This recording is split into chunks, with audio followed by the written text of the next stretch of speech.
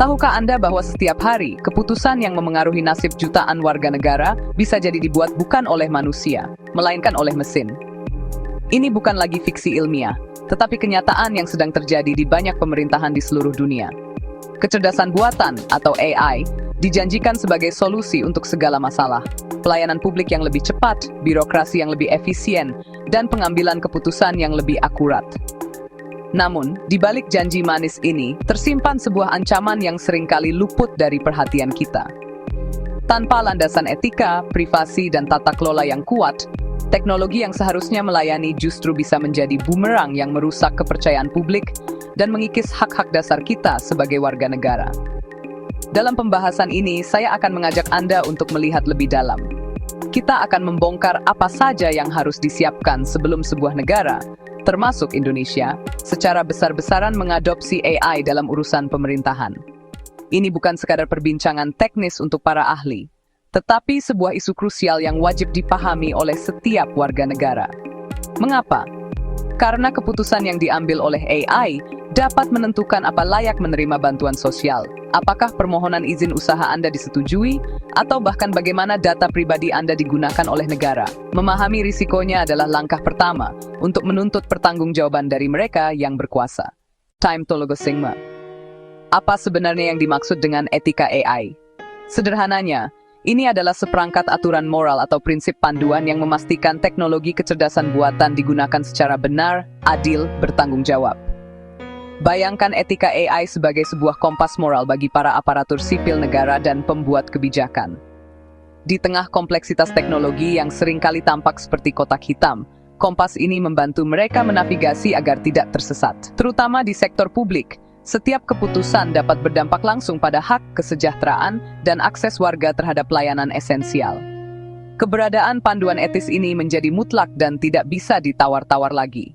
Berbeda dengan perusahaan swasta yang mungkin fokus pada keuntungan, tugas utama pemerintah adalah melayani dan melindungi seluruh warganya tanpa terkecuali.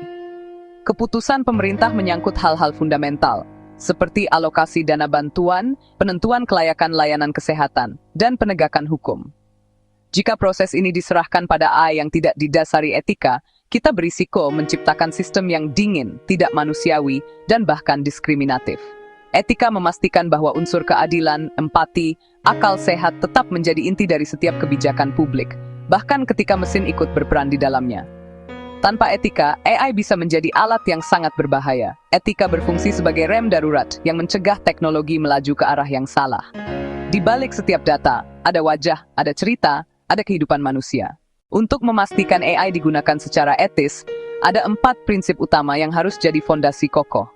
Transparansi. Cara kerja AI harus bisa dijelaskan dan dipahami. Warga berhak tahu bagaimana keputusan dibuat. Contoh, ASN menggunakan AI untuk menilai kelayakan bantuan sosial. Proses tidak boleh tertutup. Warga yang ditolak harus mendapat penjelasan logis dan sederhana, bukan sekadar jawaban ditolak. Keadilan. AI tidak boleh menciptakan atau melanggengkan diskriminasi. Algoritma rentan bias karena belajar dari data. Jika data timpang, hasil pun timpang. Contoh, beasiswa historis lebih banyak dari kota. AI bisa memprioritaskan pendaftar perkotaan. ASN harus memeriksa sumber data, identifikasi bias, dan uji dampak sosial.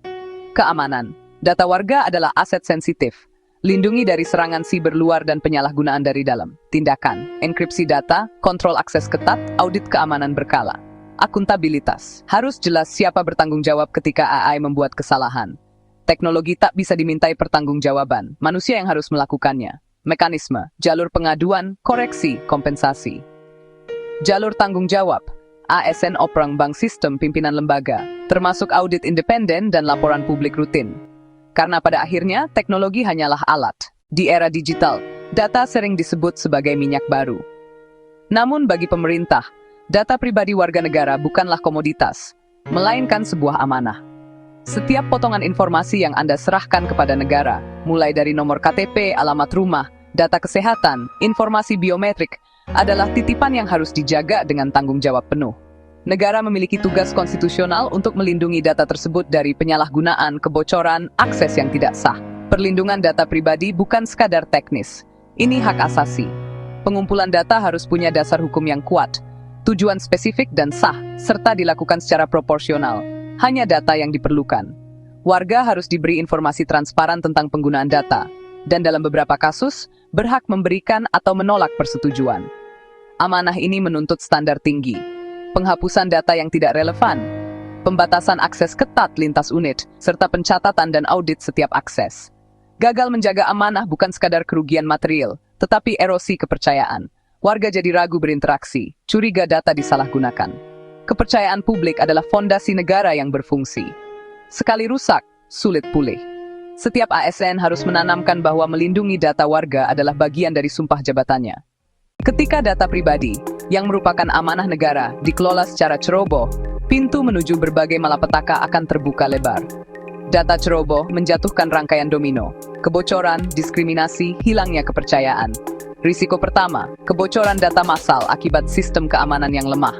Data KTP, nomor telepon, alamat, informasi keuangan, semuanya bisa dipakai untuk penipuan pinjaman online, membobol rekening, bahkan pemerasan. Bagi korban, ini bukan hanya kerugian finansial, tetapi juga kecemasan berkepanjangan. Risiko kedua, penyalahgunaan internal atau penggunaan di luar tujuan awal, function creep. Data kesehatan untuk jaminan sosial dipakai memetakan profil politik atau pengawasan massal. Tanpa kontrol akses dan audit yang ketat, peluang penyalahgunaan kian besar. Risiko ketiga, diskriminasi algoritmik. AI yang dilatih dengan data tidak lengkap, tidak akurat, atau bias akan menghasilkan keputusan cacat. Misalnya kelompok minoritas tak terhitung dan terabaikan dalam alokasi bantuan. Garbage in, garbage out. Berita kebocoran, keputusan otomatis yang tidak adil, rasa diawasi, semua meruntuhkan kepercayaan. Jika dibiarkan, bukan hanya sistem digital yang gagal, tapi legitimasi pemerintah ikut goyah. Untuk memitigasi semua risiko, tidak cukup hanya mengandalkan niat baik. Diperlukan arsitektur tata kelola nasional yang komprehensif sebagai pagar pengaman. Pilar pertama, regulasi yang jelas dan mengikat. UU Perlindungan Data Pribadi yang kuat, dan aturan khusus penggunaan AI di sektor publik, termasuk kewajiban Data Protection Impact Assessment sebelum peluncuran dan sanksi berat bagi pelanggaran.